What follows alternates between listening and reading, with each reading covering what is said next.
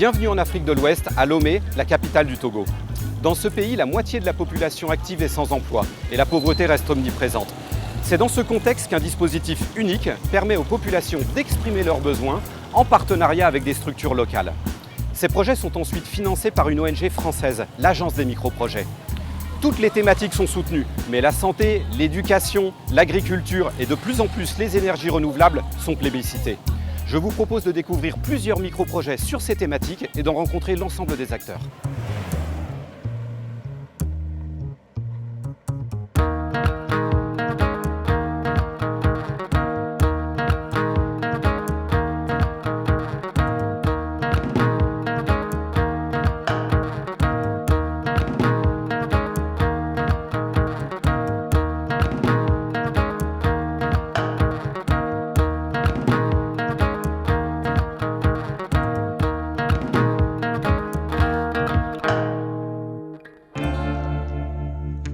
C'est dans la région nord du Togo que se trouvent les communautés les plus pauvres, notamment dans les zones rurales.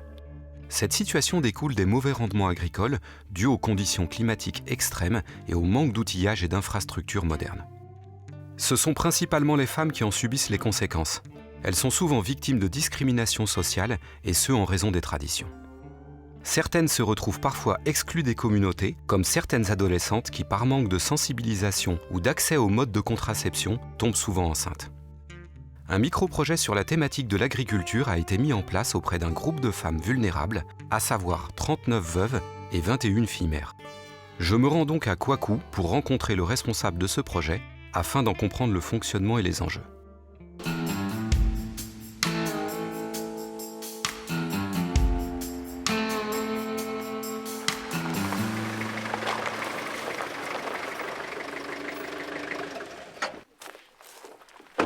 Bonjour. Merci. Bonjour. Ah, monsieur Thierry. Tu vas bien? Oui, je vais bien et vous? Oui, impeccable.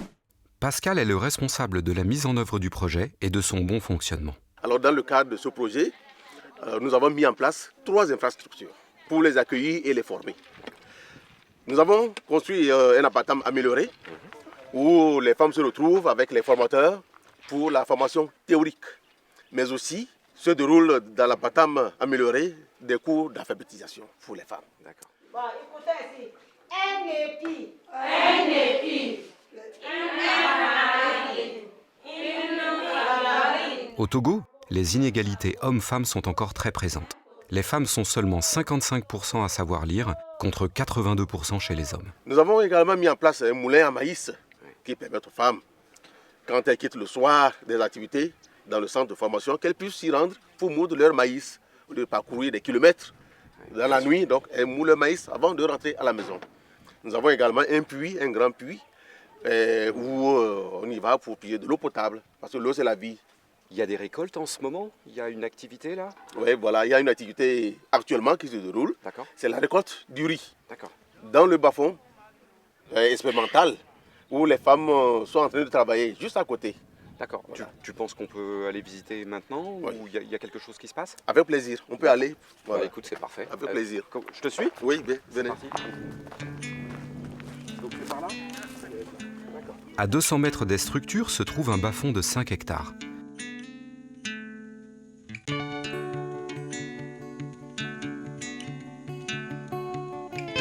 Pascal m'explique qu'en ce moment, les femmes récoltent la dernière parcelle de riz. Grâce aux formations pratiques, elles ont pu acquérir la technique pour les différentes étapes agricoles. Bénéficiant de cours théoriques sur le maraîchage, elles peuvent superviser les récoltes de manière pérenne et autonome. Aujourd'hui, par exemple, le riz récolté ne servira que de semence pour la prochaine culture. Annuellement, les femmes récoltent plus de 144 kg de riz.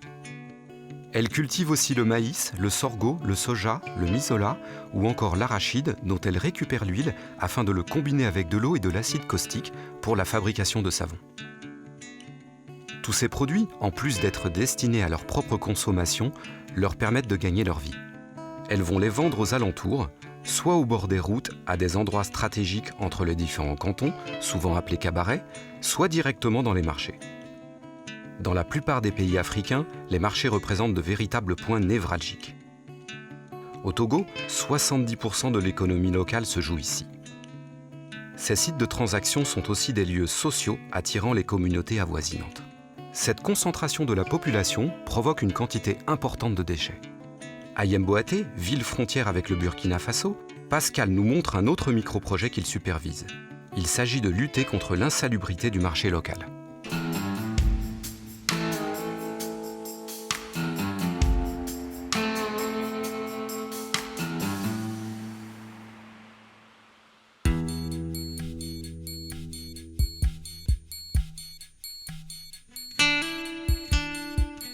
Les lendemains des jours de marché, un groupe de 15 femmes masquées et vêtues de tuniques bleues vient prendre d'assaut les lieux. Elles sont à l'origine de ce projet d'assainissement qui vise en premier lieu le traitement des déchets.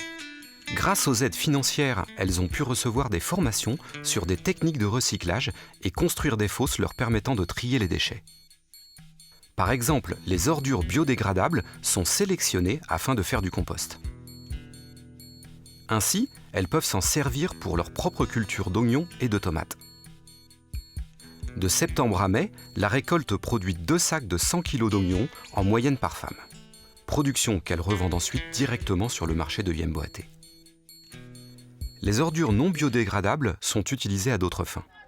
Les femmes nous ont demandé de les former, de renforcer leur capacité en technique de recyclage de ce plastique-là en sacoche. Donc ces femmes qui font le tri, finalement, elles vont être aussi incluses dans une formation qui va permettre de faire du tissage avec ces déchets recyclables. Avec ces déchets recyclables. Et ça, ce sera encore l'occasion de leur ajouter une source de revenus, d'argent.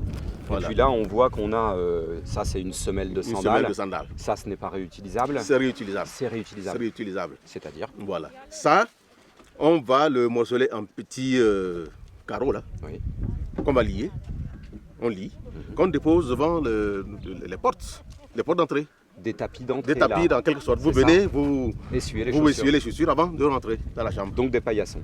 Voilà, justement, des paillassons. En plus du recyclage des déchets, le projet a prévu la construction de latrines aux abords du marché. Cela permet d'obtenir à la fois une autre source d'engrais naturels, mais aussi et surtout d'améliorer les questions d'hygiène et de santé. Le fait que les usagers du marché fassent leurs besoins dans la nature à proximité était devenu une source de prolifération de maladies graves. Les mouches, qui faisaient le lien entre les excréments et les produits de consommation, augmentent le développement de maladies graves comme le choléra ou la typhoïde. Au nord du Togo, dans les zones reculées, les infrastructures sanitaires ne bénéficient que trop peu de l'appui de l'État, ce qui fragilise l'accès aux soins des populations. Je décide de me rendre à Boadé, dans la région la plus isolée du nord du Togo, enclavé entre le Ghana et le Burkina Faso, afin de visiter un micro-projet ayant pour objectif l'amélioration des conditions d'accueil et de fonctionnement d'un dispensaire.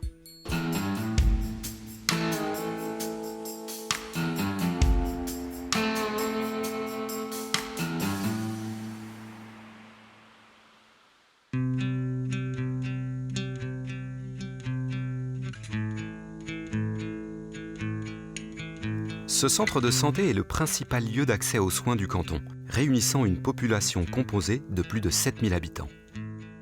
Il propose des consultations, la vente de médicaments et des soins quand les blessures ne nécessitent pas d'opérations trop lourdes. Le centre de santé permet également aux habitants de se faire vacciner contre les morsures de reptiles, très fréquentes dans la région, mais aussi contre la méningite, l'hépatite, le choléra, ainsi que d'autres maladies endémiques graves. Ce centre accueille également une maternité en prenant en charge les accouchements avec un suivi des nouveau-nés tout au long de leurs premières années. Malgré tout, la demande en vaccins reste élevée et leur stockage reste un problème crucial. Les accouchements de nuit, par exemple, étaient très délicats car ils n'étaient éclairés qu'à la bougie. Le micro-projet a consisté à mettre en place des panneaux solaires permettant l'alimentation d'un réfrigérateur avec l'objectif de conserver les médicaments et les vaccins à bonne température. L'électricité, enfin disponible 24 heures sur 24, permet à la sage-femme de travailler dans de meilleures conditions lors des accouchements et bien sûr particulièrement la nuit. Depuis l'installation des panneaux solaires, la fréquentation du centre a été multipliée par 2. Les accouchements à domicile, qui se déroulaient dans des conditions d'hygiène précaires, ont également été réduits de 60%. En parallèle, il a été possible d'électrifier les logements du personnel médical afin qu'ils aient accès à de meilleures conditions de vie, et ainsi les encourager à rester travailler dans cette région isolée plutôt que de migrer en ville. Finalement, c'est donc l'ensemble de la communauté de cette région qui bénéficie du microprojet. Avec une moyenne de plus de 243 jours d'ensoleillement par an au Togo, l'accès à l'énergie photovoltaïque est une opportunité pour l'ensemble du territoire. Dans la région sud-ouest du pays, à Yeviépé, des panneaux solaires sont justement l'une des composantes d'un microprojet. Celui-ci a eu pour vocation de construire une bibliothèque accessible à l'ensemble de la population.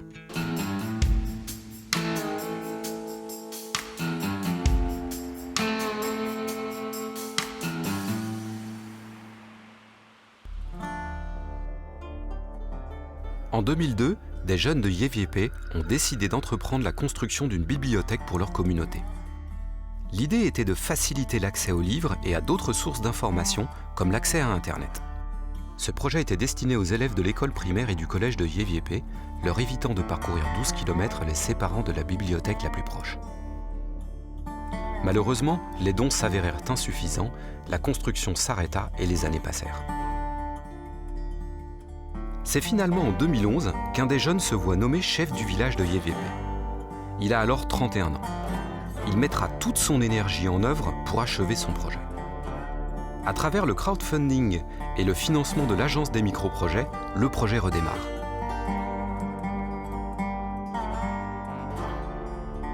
C'est en juillet 2016 que les travaux s'achèvent et que la bibliothèque ouvre enfin ses portes.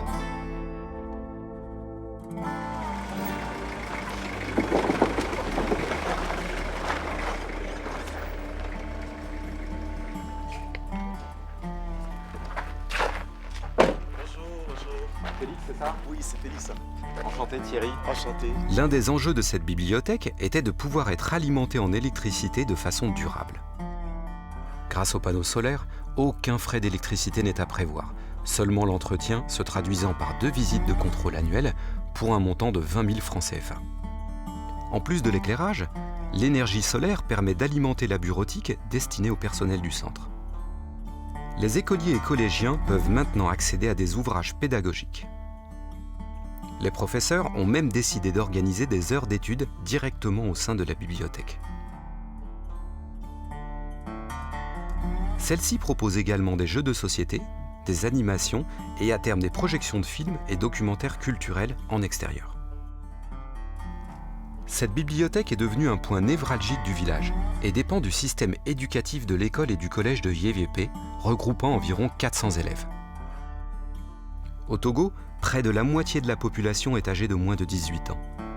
L'amélioration de l'éducation reste une des conditions essentielles à la réduction de la pauvreté. Mais dans de nombreuses régions isolées, les infrastructures manquent et pénalisent les communautés. À Tagbadza, un microprojet a justement eu pour objectif la réfection d'une école primaire et son autonomie.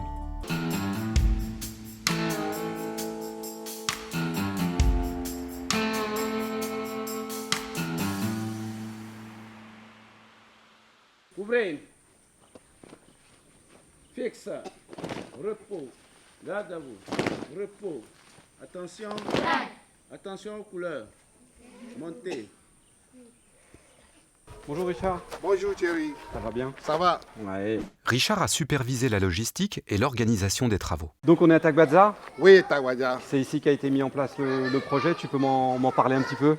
Oui, le projet école est mis en place à Tawadja. Ce projet consiste à créer une petite école pour la communauté. L'école la plus proche se trouve à 5 km d'ici.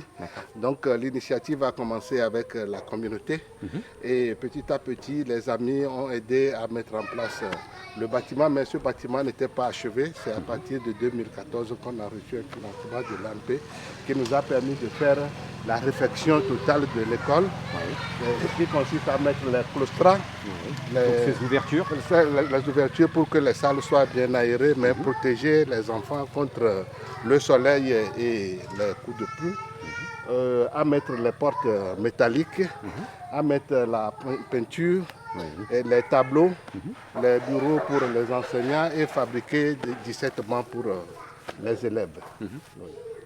Donc il y a eu aussi une gestion de l'eau, hein, c'est ça? Oui, il y a un réservoir d'eau de 5000 litres qui permet de leur donner de l'eau. Et l'eau est récupérée de la pluie, je crois. L'eau est récupérée de la pluie. C'est de la récupération. Oui, c'est pourquoi on a mis la gouttière, une gouttière tout le long du bâtiment et pour récupérer l'eau. Donc la réfection de l'école, oui. Une partie récupération de l'eau, puis... Il y a la latrine, les latrines à double entrée, une pour les filles et une pour les garçons. L'absence de latrine dans l'école obligeait les enfants et les enseignants à faire leurs besoins aux alentours. Cela entraînait d'une part des problèmes sanitaires et environnementaux, et d'autre part un sentiment de honte et d'humiliation particulièrement pénalisant chez les jeunes filles lors de leurs premières règles, engendrant l'absentéisme et parfois même l'abandon. Malgré la réfection de l'école, d'autres problèmes sont à résoudre. Comment motiver les professeurs à s'engager dans leur métier sans recevoir aucun revenu? Comment entretenir les infrastructures face aux intempéries sur le long terme? À quelques minutes à pied, Richard m'emmène visiter la deuxième étape du micro-projet en cours de réalisation, celle-ci consistant à la construction d'une porcherie. À Tagbadza, la population vit essentiellement de l'agriculture et de l'élevage. Ainsi, une fois les travaux finis, la porcherie pourra être gérée par ses habitants. La vente de porc permettra de générer une source de revenus dont une partie conséquente sera dédiée à l'autonomie financière de l'école. On va mettre les deux truies et puis on verra le mâle pour la production de 60 petits pour un an. Il y a le champ pour la production d'aliments, champ de manioc, de soja, et puis les excréments des animaux permettront de fertiliser le sol. D'accord, donc en plus il y aura l'utilisation rotative de la production des porcs pour faire de l'engrais aussi pour les champs. Oui, voilà. D'accord. Lors de mon passage, les travaux de la porcherie étaient en phase finale. Quelques semaines plus tard, Richard m'envoya un email pour m'annoncer le début des activités avec la naissance des 7 premiers porcelets. Après les premières années passées au sein de l'école et du collège, les jeunes ont rarement l'opportunité d'aborder des études secondaires et doivent souvent faire preuve de débrouille pour gagner leur vie. Lorsqu'il est question de mécanique, les jeunes Togolais sont des experts. Ils ont développé une ingéniosité et un savoir-faire qui, pour certains, leur permet de développer leur propre garage. Mais depuis quelques années, avec l'essor des nouvelles technologies, les véhicules qui arrivent exclusivement d'Europe sont de plus en plus bardés d'électronique, ce qui handicape considérablement les mécaniciens sur l'ensemble du pays. À 25 km au nord de la capitale, je me rends au niveau d'Adétikopé pour visiter le dernier micro-projet, un garage-école.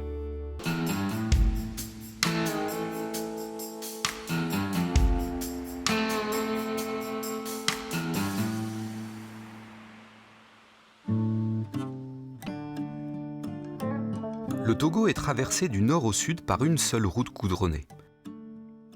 C'est aux abords de cet axe stratégique que s'élève un bâtiment de 2 étages. Un panneau informe la présence d'un garage, mais celui-ci a une particularité singulière, c'est un garage-école. Il y a 3 ans, j'étais déjà venu voir l'avancée des travaux de ce micro-projet qui m'avait particulièrement intrigué. Il avait l'ambitieux et passionnant objectif d'améliorer la situation des petits garagistes démunis devant la révolution des nouvelles technologies, mais aussi de devenir un lieu de mutualisation des savoir-faire et des outillages modernes. 3 ans plus tard, je redécouvre le lieu, mais cette fois-ci, il est bien en pleine activité. 3 personnes y travaillent à temps plein et y vivent. 2 garagistes togolais et un jeune garagiste français, Johan. Johan a été engagé en contrat de volontariat de solidarité internationale pour 1 an afin d'apporter une plus-value avec son expertise acquise en France sur les nouvelles technologies.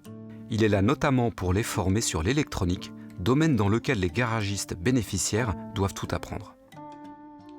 Grâce au financement, le garage a pu investir dans des outils et du matériel de haute qualité. Concrètement, les garagistes peuvent entreprendre avec une meilleure efficacité les réparations, mais aussi les diagnostics avec une tablette dédiée. La société Lunch a mis un logiciel qui nous permet de dialoguer avec les véhicules pour connaître tout ce qui est panne ou alors même tout ce qu'on appelle nous, chez nous, les mesures paramètres. C'est-à-dire temps d'injection, vitesse de rotation du moteur. Donc cet appareil nous permet de lire ça et de lire les défauts qui ont été enregistrés dans les calculateurs.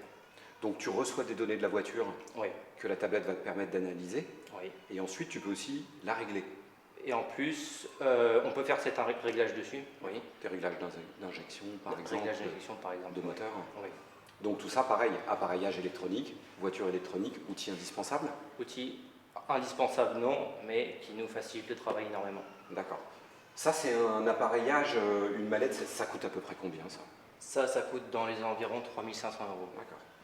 Et tout ce qu'on voit là, c'est des petits accessoires, ça sert à quoi? Ça oui, tout ça c'est des câbles, donc vous voyez ici, Toyota, Chrysler, Mazda, c'est tous les connecteurs en fonction des marques, Mercedes, BMW, c'est tous les connecteurs en fonction des marques. Et tu commences à former un petit peu les autres garages à utiliser ces systèmes? Pour l'instant on n'a pas commencé de formation, mais on a commencé avec le CRETFP de Lomé, ce qui correspond au CFA chez nous. D'accord, Oui, ce qui veut dire? C'est un organisme? Non, c'est le centre de formation des apprentis. Des apprentis? Oui, D'accord. à Lomé. Donc eux sont en train d'être formés? Oui. D'ailleurs on a rendez-vous jeudi et vendredi avec eux pour faire une formation. Donc c'est en train de se développer? Donc c'est en train de se développer, ça c'est génial.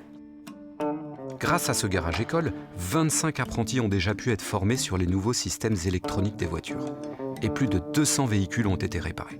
Ah non, 200 plus un véhicule. Effectivement, j'ai le droit à une petite réparation pour finir les derniers kilomètres qui me séparent de la capitale.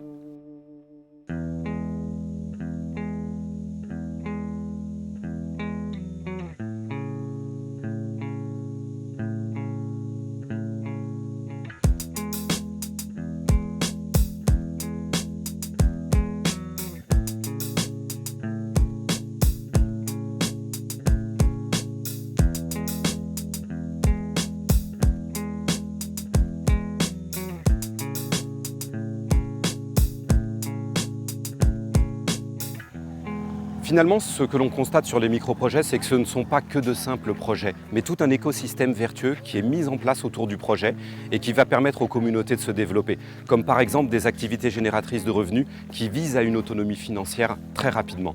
Ce qui est aussi très important, c'est toute cette communauté qui est fédérée autour des micro-projets, que ce soit les acteurs, les porteurs de projets ou les bénéficiaires, tous peuvent échanger sur les bonnes pratiques et sur la façon de démultiplier ces micro-projets dans les villages, dans les régions et à travers le monde.